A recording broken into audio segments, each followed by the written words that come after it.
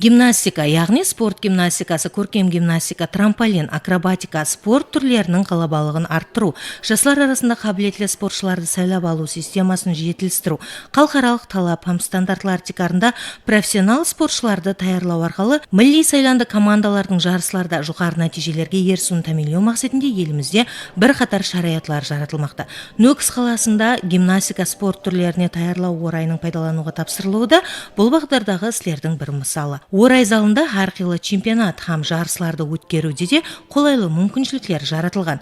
Бұл орында шөлкемлестірілген нәубеттегі жарыс спорт гимнастикасы бойынша Қарақалпақстан Республикасы чемпионаты болды. Бүгін гимнастика орайымызда Қарақалпақстан чемпионаты өткізіліп жатыр. Жарыс қызғын кетіп жатыр. Өзбекстан чемпионаты, Азия чемпионатларында қатынасамыз. Президентіміз сондай имараттар құрып бергенде рахмет айтып қаламын. Спорт гимнастикасы бойынша Қарақалпақстан Республикасы сайланды командасына спортшыларды сайлап алу мақсатында өткерілген чемпионатта жеңімпазлар анықталып, шөлкемлестірушілер тарапынан қошаметленді.